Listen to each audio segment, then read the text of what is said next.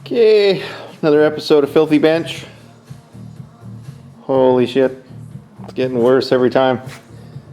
Anyways, I got a couple of these Bruder rollers on the go here.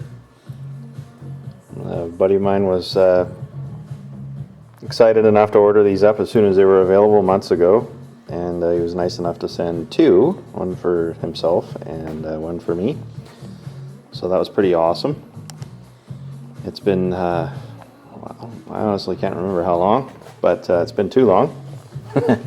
So anyway, I'm taking a break from building trailers this week. I've gone a bit stir crazy here. It's good to be busy, but it's nice to do something different once in a while.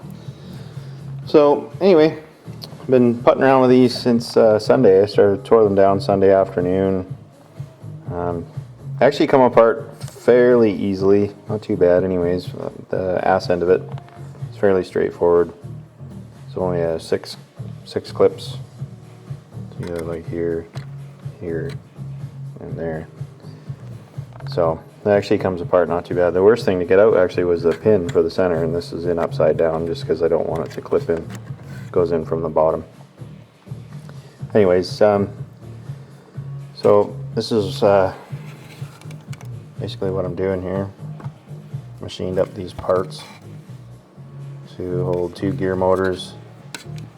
Got my not so patented yard light stainless steel super thin tubing on there to hold the motors together. They're soldered together really close together, and then I just tape everything up so they can't touch, and then put the stainless over top. And then on this I've actually put some big shrink tube on here. I'm not sure if paint's going to adhere to it, but at least it's black. I'll paint the aluminum parts, and anyway, go from there.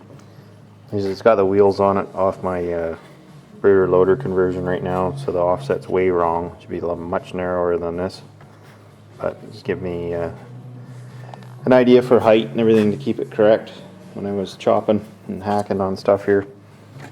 So they were available, and they have the same motors in the loader as I'm using in this thing, so should work out fairly good. Anyway, I'm going to make up some rims. I bought these tires months ago, so I'm going to be putting those on instead. Not that the plastic ones are that bad really, but it should make it get around a little better. Anyhow, I do have it steering. Seems to work fine. Got a high-tech 645 servo in there,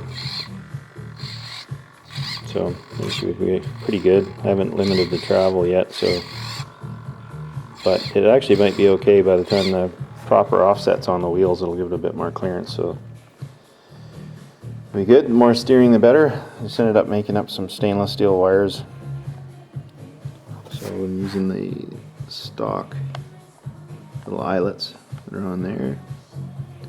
It's a bit of a pain to weave it all through there. I drilled an extra hole here in the bottom, so I put the servo horn on the wires, stainless wires or whatever, and then they go on the front section first, then they go on and put the servo horn on, then it sits in there, then you drop the servo in close, and then from the bottom you put the screw in here for the servo and tighten the horn onto the servo itself. It actually goes together fine. It's just, to begin with, I was struggling until I just decided to drill an extra hole in there. I'm going to use this factory hole. We'll actually have a front mount for the servo here, which I haven't built yet.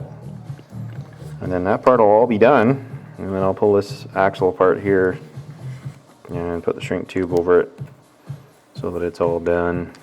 And then I'm probably going to have to rip the motor off because it doesn't leave you any room for a battery with that on there, unfortunately. By the time there's a speed control in there and your receiver, you know, there's not going to be any room left in the back end here without chopping that up. So unfortunately it's got to go, but it should work out okay. It'll be a fun little toy. Lots of people have done these already, but this is my kick at the cat. So anyways, thanks for watching.